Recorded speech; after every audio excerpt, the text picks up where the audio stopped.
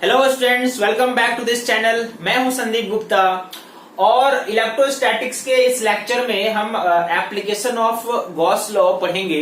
इसका first part मैंने application of Gauss law का लास्ट लेक्चर में किया था, जिसमें मैंने आपको बताया था कि गॉस लॉ कब एप्लीकेबल है, ठीक है, क्यों लगाते हैं और इसको लगाने से पहले किन किन बातों का ध्यान रखना जरूरी है, ठीक है। इसके साथ ही हमने पॉइंट चार्ज, लाइन चार्ज और प्लेन शीट ऑफ चार्ज के कारण इलेक्ट्रिक फील्ड निकालना सीखा था लास्ट लेक्चर में। आज ये एप्लीकेशन ऑफ गॉस लॉ का सेकेंड लेक्चर है। इसमें मैं आपको बताऊंगा electric field due to a conducting and non conducting cylinder, ठीक है। किसी भी पॉइंट पे अगर वो पॉइंट सिलेंडर के अंदर है या सिलेंडर के सरफेस पे है या सिलेंडर के बाहर है तो हम कैसे इलेक्ट्रिक फील्ड निकाल सकते हैं, ठीक है। तो इस लेक्चर को स्टार्टिंग से एंड तक देखो, है ना, नोट्स बनाओ और अगर कोई भी आपको डाउट आता है तो मुझे कमेंट करो, ठीक है।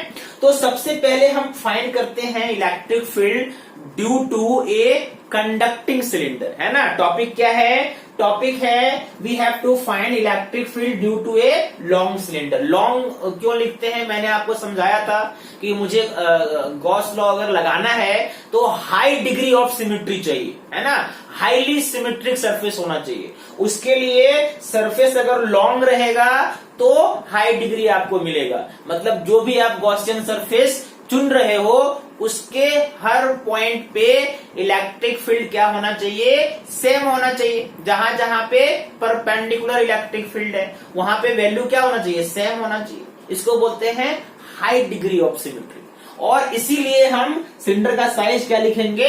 लॉन्ग लिखेंगे, ठीक है। लॉन्ग मतलब ऐसा नहीं कि बहुत इनफाइनाइट। लॉन्ग का मतलब है कि जहां पे आपको फील्ड निकालना है उस डिस्टेंस के कंपेयर में सिलेंडर का साइज क्या है? बहुत ज्यादा है, ठीक है। ओके, आप सबसे पहले लीजिए एक कंडक्टिंग सिलेंडर। मतलब ये मान लो ये सिलिंड्रिकल कंडक्टर है और आपको इलेक्ट्रिक फील्ड निकालना है। तो सबसे पहले हम बात करते हैं कि अगर हमारा पॉइंट जो है वो इनसाइड द सिलेंडर है ना, that means point inside the cylinder, point inside the cylinder, ठीक है। अगर मान लो कंडक्टिंग सिलेंडर के अंदर कोई पॉइंट है ना, मैं यहाँ पे एक पॉइंट लेता हूं, यहाँ पे आपको पी पॉइंट है मान लो और ये डिस्टेंस आर है और यहाँ पे आपको निकालना है इलेक्ट्रिक फील्ड। तो एक गॉसियन सरफेस लोगे। गॉसियन सरफेस कैसा लेते हैं? गॉसियन सरफेस लेने का तरीका क्या होता है? दो बातें ध्यान में रखते हैं। वहां पे इलेक्ट्रिक फील्ड या तो टेंजेंशियल हो या परपेंडिकुलर हो, ठीक है। तो यहाँ पे इलेक्ट्रिक फील्ड परपेंडिकुलर और टेंजेंशियल हो सकता है, ठीक है। अब ये जो गॉसियन सरफेस लिया है ना, मान लो इस सिलिंड्रिकल सरफेस का लेंथ आपने एल लिया, ध्यान से समझना, ठीक है। तो गॉस थ्योरम क्या कहता है? गॉस थ्योरम कहता है कि E dot ds is equal to total charge enclosed by epsilon naught. Enclose मतलब जो गॉसियन सरफेस आपने लिया है उसके अंदर कितना चार्ज है ना। यहाँ पे ये हमारा गॉसियन सरफेस है, इसके अंदर कितना चार्ज है, ठीक है। तो मान लो कि ये अगर कंडक्टिंग सिलेंडर है तो किसी भी कंडक्टर के अंदर, है ना, चार्ज नहीं रहता है। अगर एक कंडक्टिंग बॉडी है तो उसका चार्ज कहां पे आ जाता है? उसके सरफेस पे। यानी अगर ये सिलिंड्रिकल कंडक्टर है तो अंदर कहीं भी कोई चार्ज नहीं होगा। चार्ज कहां पे होगा? सिर्फ बाहरी सरफेस पे चार्ज होगा, ठीक है। इसीलिए जो आपने ये सरफेस लिया है अंदर, उसके अंदर ये क्या है? ये जीरो है ना। Q इनक्लोज क्या है? Zero by epsilon not, that is electric field. अगर आप इनसाइड निकालोगे तो किसी भी पॉइंट पे इलेक्ट्रिक फील्ड क्या होगा? जीरो। यानी there is no electric field inside the cylindrical conductor. क्यों? क्योंकि अंदर तो चार्ज ही नहीं है। किसी कंडक्टर को जब हम चार्ज देते हैं तो चार्ज उसके सरफेस पे आ जाता है ना। अंदर चार्ज क्या होता है? जीरो। इसीलिए इनसाइड अंदर फील्ड भी क्या होगा? जीरो। और इसीलिए देखो मैंने यहाँ पे चार्ज डेंसिटी क्या लिया है? Surface charge density. ये सिग्मा क्या है? Sigma is surface charge density. मतलब इसका फॉर्मूला आप क्या लिखोगे? चार्ज बाय एरिया, ना कि वॉल्यूम। हालांकि सिलेंडर कैसा है? 3 डायमेंशनल है, लेकिन अंदर तो चार्ज ही नहीं है। चार्ज कहां पे है? बस सरफेस पे है। तो चार्ज डेंसिटी कैसे निकालेंगे? Charge upon surface area. ठीक है, तो पहला पॉइंट हो गया इनसाइड। अगर मान लो आउटसाइड है ना, लेट सपोज पॉइंट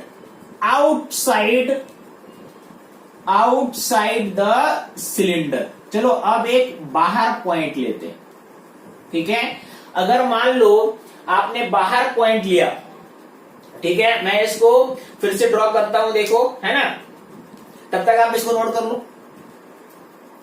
ओके, अब देखो इस सिलिंड्रिकल कंडक्टर के कारण आपको बाहर निकालना है। मतलब अप पॉइंट कहां है? तो अप पॉइंट कंडक्टर के बाहर है। ठीक है, तो मान लो ये डिस्टेंस मैंने यहां से यहां तक आर लिया। आर डिस्टेंस दूर, एक्सिस ऑफ सिलेंडर से आर डिस्टेंस दूर पी एक पॉइंट है, और यहां पे आपको निकालना है इलेक्ट्रिक फील्ड। तो क्या करोगे? सबसे पहले एक गॉसियन सरफेस बनाओगे। सरफेस कैसा होना चाहिए? जहां पे फील्ड या तो परपेंडिकुलर हो या तो टेंजेंशियल हो, है ना। तो ऐसा सरफेस सिलिंड्रिकल ही बन सकता है। तो आप एक सिलिंड्रिकल बनाओ, है ना। मान लो एक सिलिंड्रिकल बनाया और ये सरफेस हाईली सिमेट्रिक होना चाहिए।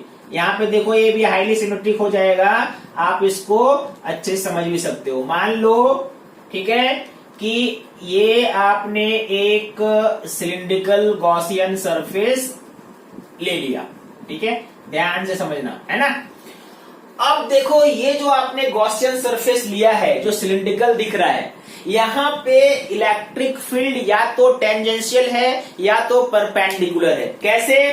तो चूंकि ये प्लस चार्ज है, ये सरफेस जो आपने आपका जो दिया हुआ है कंडक्टर, वो पॉजिटिवली चार्ज है। उसका चार्ज डेंसिटी कितना है? सिग्मा है ना, प्लस सिग्मा। तो इलेक्ट्रिक फील्ड अगर इस सरफेस पे आप निकालोगे तो हर पॉइंट पे इलेक्ट्रिक फील्ड सरफेस के परपेंडिकुलर है। इलेक्ट्रिक फील्ड क्या है? सरफेस के परपेंडिकुलर है। ठीक है, अच्छा। और अगर आपने ये सरफेस लिया है ना, जो प्लेन सरफेस है, तो यहां पे देखो, यहां पे जो इलेक्ट्रिक फील्ड है वो सरफेस के टेंजेंशियल है। सरफेस के टेंजेंशियल है। तो गॉसियन सरफेस का पहला कंडीशन होता है कि इलेक्ट्रिक फील्ड या तो परपेंडिकुलर हो या तो टेंजेंशियल। वो हो गया। सिमेट्रिक है, क्योंकि जहां सिमेट्री का मतलब क्या होता है? हाई डिग्री ऑफ सिमेट्री का मतलब जहां परपेंडिकुलर फील्ड है वहां पे हर जगह फील्ड का वैल्यू सेम होना चाहिए।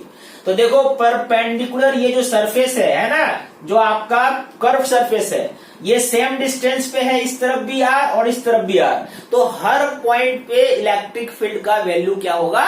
सेम होगा। तो यानी गॉसियन सरफेस जैसा हमें चाहिए वैसा मिल गया। ठीक है, ओके। अगर आप ध्यान से देखो तो ये जो कर्व सरफेस है ना, कर्व सरफेस का एरिया, है ना, कर्व सरफेस का एरिया वेक्टर भी इधर ही है। किसी भी पॉइंट पे आप देखोगे तो कर्व सरफेस का एरिया वेक्टर, मैं इसको एस लिखता हूं। एरिया वेक्टर जिधर फील्ड है उधर ही है।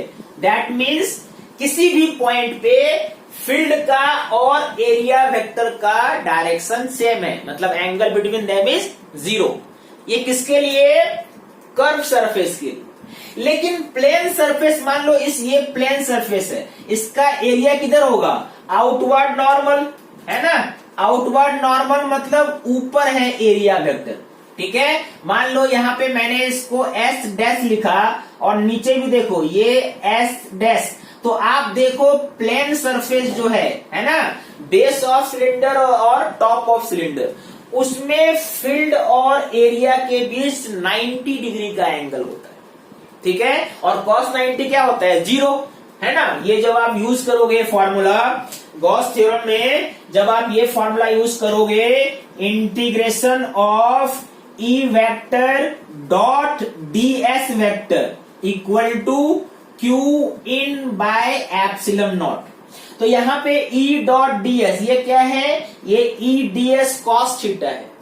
तो जो ऊपर के और नीचे के सरफेस है वहां पे एंगल 90 डिग्री है। एंगल क्या है, 90 डिग्री, यानी वहां पे फ्लक्स क्या होगा, 0 होगा। कहां पे फ्लक्स 0 होगा, इस सरफेस पे और इस सरफेस पे, होगा कि नहीं। यानी जब आप फ्लक्स निकालोगे तो कौन सा सरफेस लेना चाहिए, प्लेन सरफेस या कर्व सरफेस।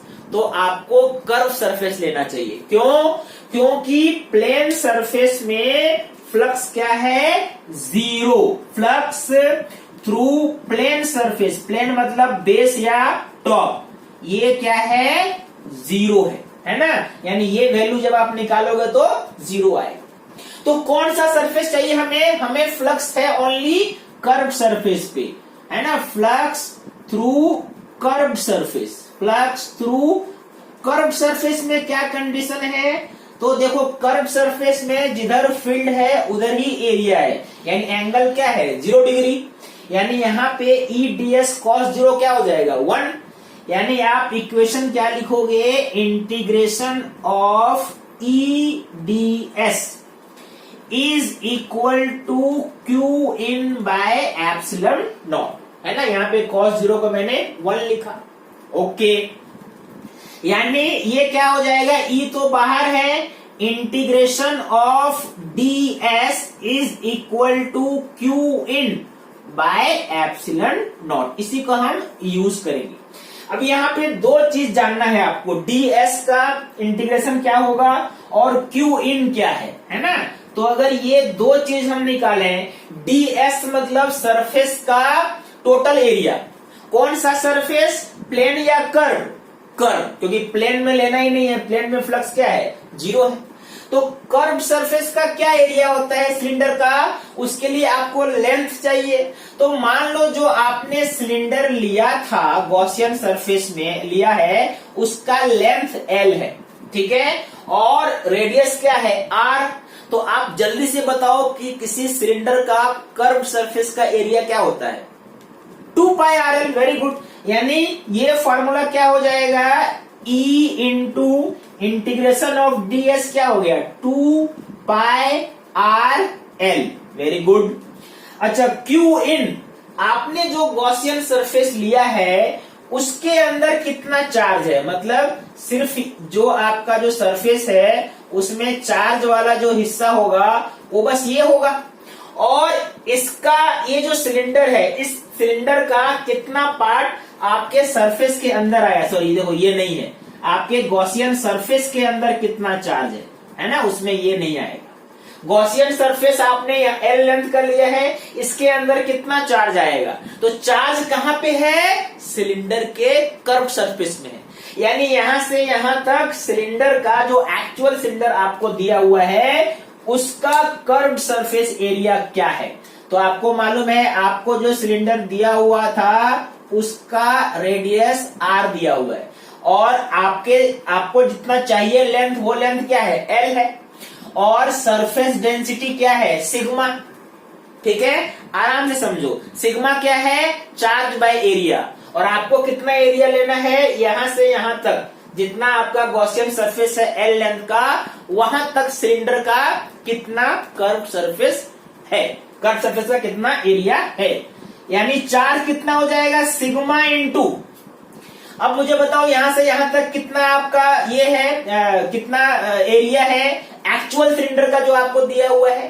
तो लेंथ तो L है और इसका रेडियस R है, मतलब कितना एरिया हो गया, 2 pi capital R into L।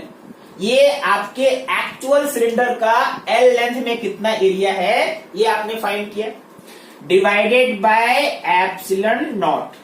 2 pi cancel हो रहा है, L भी कैंसिल हो रहा है ना। यानी E का फॉर्मूला क्या आया, तो E का फॉर्मूला आया sigma into R divided by epsilon naught into r.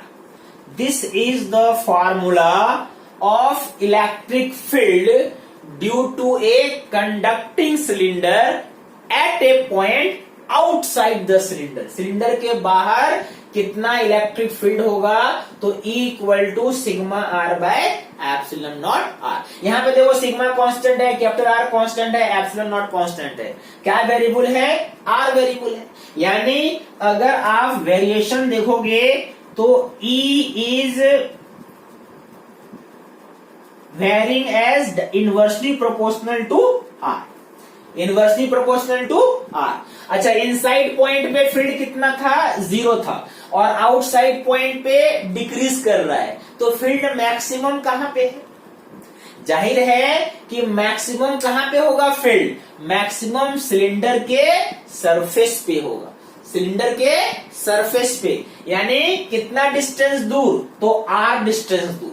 तो अगर आपने स्मॉल आर की जगह कैपिटल आर लिख दिया तो आपको मिलेगा मैक्सिमम, आपको क्या मिलेगा? E max.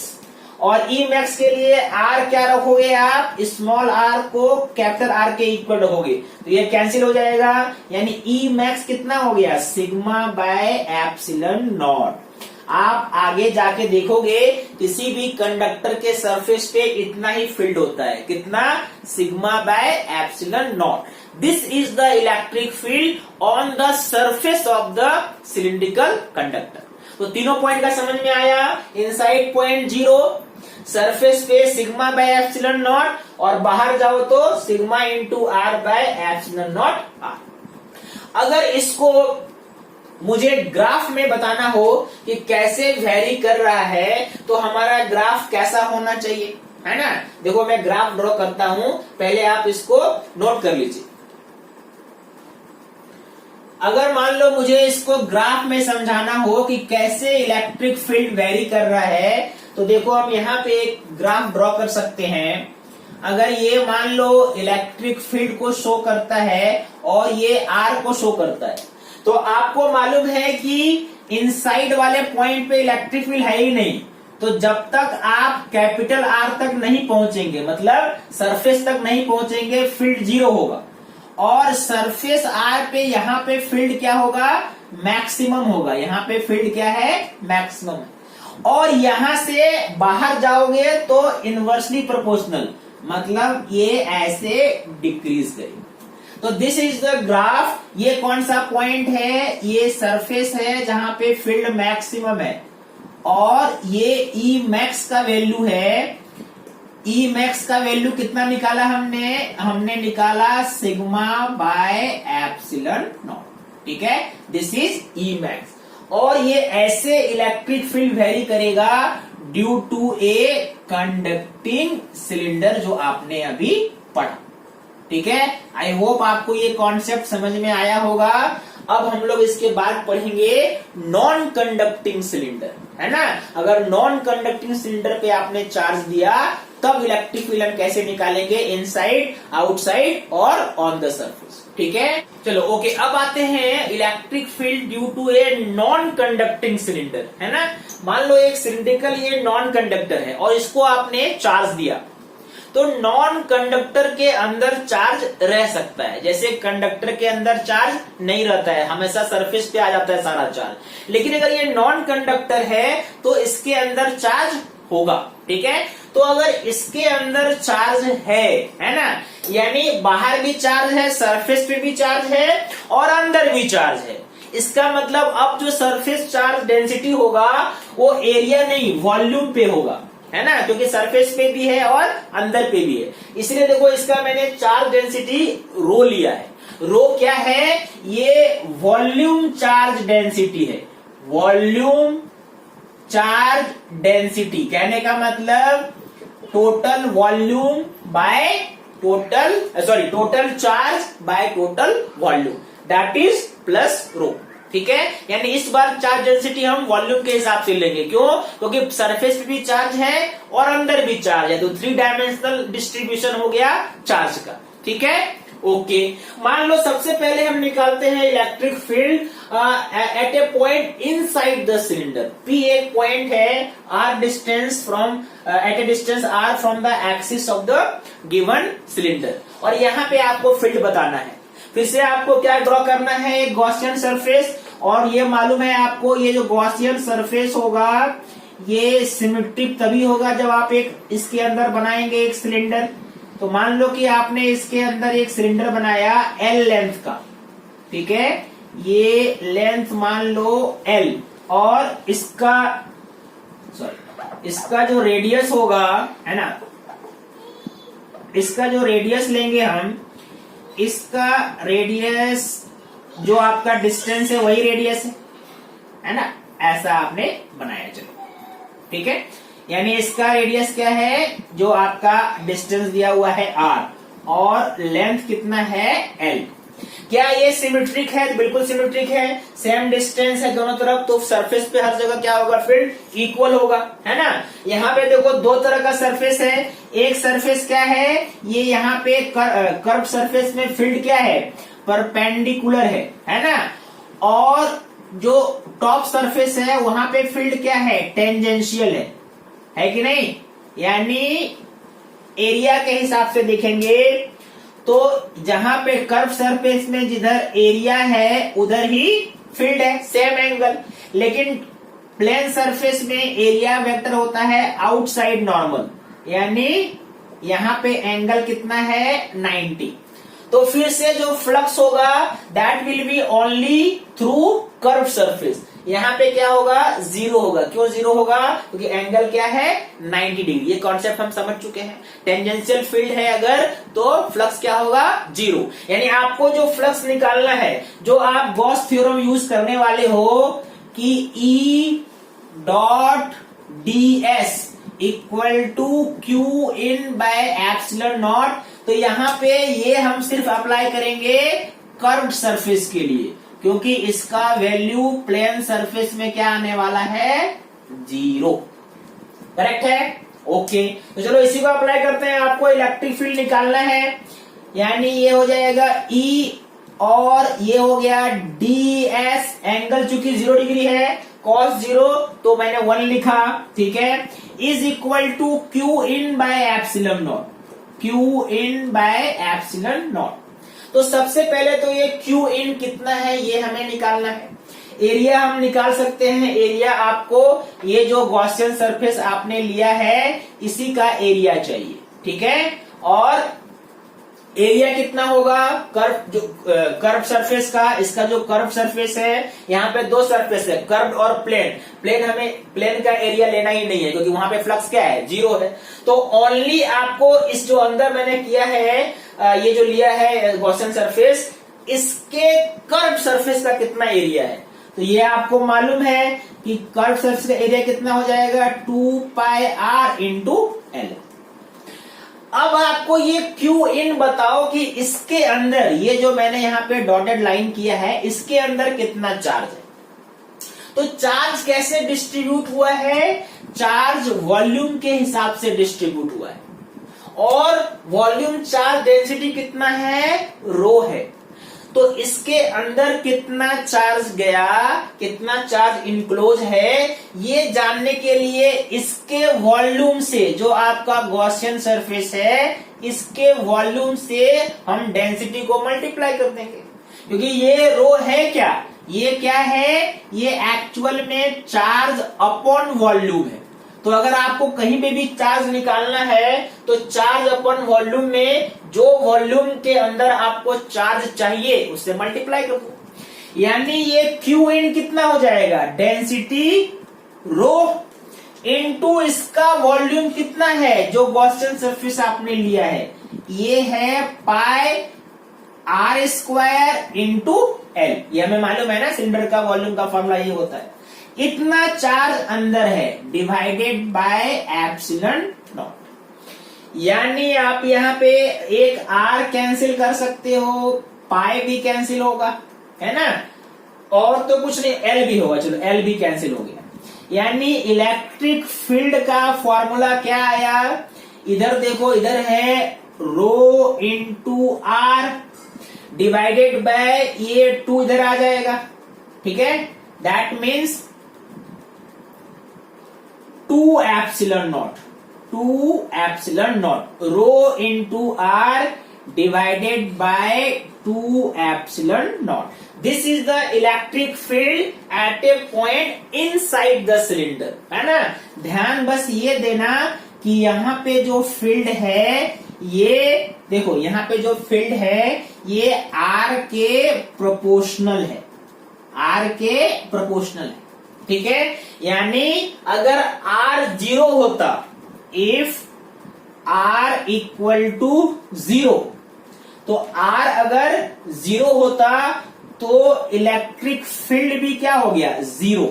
यानी ये जो एक्सिस ऑफ द सिलेंडर है ना, बोल सकते हैं कि electric field at a point on the axis of cylinder, ये क्या होगा, दिस विल बी 0, ठीक है. ये आप एक नोट कर सकते हैं. समझ में आई बात? ओके. अब चलो लेते हैं, अगर कोई पॉइंट आउटसाइड है ना, या सरफेस पे है, तो हम कैसे निकालेंगे इलेक्ट्रिक फील्ड, ठीक है. सरफेस वाला तो आप यहीं पे देख लो, है ना. अगर मान लो आपने दूसरा पॉइंट लिया, that is on the surface, है ना. पॉइंट कहां पे है, ऑन द सरफेस. तो ऑन द सरफेस मतलब ये आर और ये आर आपस में क्या हो जाएगा, इक्वल हो जाएगा. यानी आर के जगह में आप क्या रख दो, कैपिटल आर. तो इलेक्ट्रिक फील्ड का फॉर्मूला क्या हो गया, rho R by, sorry rho इस बार हम क्या लेंगे, capital R, rho R by 2 epsilon naught. This is electric field on the surface of a non conducting cylinder. अगर सिलेंडर नॉन कंडक्टिंग है तो उसके सरफेस पे इतना इलेक्ट्रिक फील्ड होगा, ठीक है. क्योंकि प्लस चार्ज है तो ये बाहर की तरफ होगा, अगर माइनस होता तो अंदर की तरफ आता, है ना. अभी हम फील्ड का मैग्नीट्यूड बस निकाल रहे हैं, कितना है, rho R by 2 epsilon naught. Next case लेते हैं जब ये आउटसाइड हो, है ना. मैं उसके लिए फ्रेश डायग्राम ड्रॉ करता हूं, आप इसको नोट कर लीजिए. ओके, अब देखो अगर एक पॉइंट लिया मैंने सिलेंडर के बाहर, है ना. ये देखो ये पी एक पॉइंट है जहां पे आपको फील्ड निकालना है ना. मैंने गॉसियन सरफेस बिल्कुल वैसा ही बनाया, है ना. पी को इनक्लोज करता हुआ सरफेस को कैसा बना, ये सिलिंड्रिकल सरफेस बना. गॉसियन सरफेस कैसा बना, सिलिंड्रिकल सरफेस बना. और मैंने सिलेंडर कितना लेंथ का लिया है, एल लेंथ का लिया है. बिल्कुल सब प्रोसेस वैसा ही करेंगे, है ना. जो आपने सरफेस लिया है उसके कर्व सरफेस पे फील्ड क्या है, परपेंडिकुलर है. और जो प्लेन सरफेस है यहाँ पे फील्ड क्या है, यहाँ पे फील्ड टेंजेंशियल है. तो प्लेन सरफेस में तो फ्लक्स 0 होगा, जो भी फ्लक्स मिलेगा आपको कर्व सरफेस में मिलेगा. यानी जब ये आप रूल लगाते हैं, integration of E dot ds equal to Q in by epsilon naught, तो यहाँ पे ये फॉर्मूला हम ओनली लगाएंगे कहाँ पे, कर्व सरफेस पे. क्योंकि प्लेन सरफेस के लिए एंगल क्या है, 0. यहाँ पे देखो इसका एरिया वेक्टर ऊपर होता, इसका एरिया वेक्टर नीचे होता है. एंगल क्या होता है, 90 डिग्री, और cos 90 क्या होता है यहाँ पे, 0. यानी हम सिर्फ कर्व सरफेस को करेंगे कंसीडर. ओके, या ds आप गॉसियन सरफेस का कंप्लीट एरिया लिखोगे. कितना चार्ज इनक्लोज है, तो ये वॉल्यूम है ना जो गॉसियन सरफेस के अंदर है, this volume into volume density मतलब रो. तो रो इनटू क्या, कितना वॉल्यूम है इस पार्ट का, इस पार्ट का वॉल्यूम है pi R square into L by epsilon naught. Okay, अब इसको थोड़ा सा आगे बढ़ाओ. ds मतलब किसका एरिया, गॉसियन सरफेस जो आपने सिलेंडर लिया है उसके कर्व्ड पार्ट का एरिया. और कर्व पार्ट का एरिया कितना हो जाएगा, 2 पाई आर एल. और इधर क्या हो गया, rho into pi R square L by epsilon naught. यहाँ पे पाई कैंसिल कर सकते हो, एल कैंसिल कर सकते हो. यानी इक्वेशन क्या आया, ई का ई का इक्वेशन आएगा rho R square divided by 2 epsilon naught, 2 R epsilon naught, है ना, या लिखो 2 epsilon naught into R. This is the formula for electric field. कहां पे? कंडक्टर के बाहर, है ना, यानी नॉन कंडक्टिंग सिलेंडर जो आपने लिया है उसके बाहर किसी पॉइंट पे फील्ड का ये फॉर्मूला है। क्या फॉर्मूला है? Equal to rho R square divide by 2 epsilon naught R. इस फॉर्मूला में अगर ध्यान से देखो तो ये सारे कांस्टेंट है। वेरिएबल क्या है? आर वेरिएबल है, यानी वेरिएशन कैसा हुआ? E is inversely proportional to R, है ना। आउटसाइड पॉइंट के लिए क्या था? याद करो, आउटसाइड इनसाइड पॉइंट के लिए क्या था? इनसाइड पॉइंट के लिए डायरेक्टली प्रोपोर्शनल था, और आउटसाइड पॉइंट के लिए क्या है? इनवर्सली प्रोपोर्शनल है। यानी अगर आपने ग्राफ ड्रॉ किया, ठीक है, मान लो कि आप E और R का ग्राफ ड्रॉ करोगे, तो ग्राफ कैसा होगा? बताओ कैसा ग्राफ होगा? पहले इंक्रीज करेगा और बाद में डिक्रीज करेगा। एक्सिस पे 0 होता है, डायरेक्टली प्रोपोर्शनल इंक्रीज हुआ, मैक्सिमम कहां पे पहुंचेगा? मैक्सिमम होगा सरफेस पे। मैक्सिमम कहां पे होगा? सरफेस पे। और उसके बाद ये वैल्यू क्या होगा? डिक्रीज होना शुरू होगा, क्योंकि E is inversely proportional to R। यहां पे देखो, अंदर वाले के लिए E is proportional to R और बाहर वाले के लिए E is inversely proportional to R। तो ये वेरिएशन कब करोगे? ये वेरिएशन नॉन कंडक्टिंग सिलेंडर में करेंगे। नॉन कंडक्टिंग सिलेंडर में हम E और R के बीच का वेरिएशन ऐसा होगा। तो ये बहुत ही इंपॉर्टेंट कॉन्सेप्ट है, इसमें आपको बहुत सारे क्वेश्चंस मिल जाएंगे, है ना, जो कॉन्सेप्ट बेस्ड भी होते हैं और कैलकुलेशन बेस्ड भी होते हैं, ठीक है। तो इलेक्ट्रिक फील्ड कंडक्टिंग सिलेंडर का और नॉन कंडक्टिंग सिलेंडर का हमने कैसे निकाला, आज हमने ये डिस्कस किया। नेक्स्ट लेक्चर में मैं आपको स्फेरिकल शेल, है ना, कंडक्टिंग सॉलिड स्फीयर और नॉन कंडक्टिंग सॉलिड स्फीयर का इलेक्ट्रिक फील्ड निकालना सिखाऊंगा यूजिंग गॉस, ठीक है।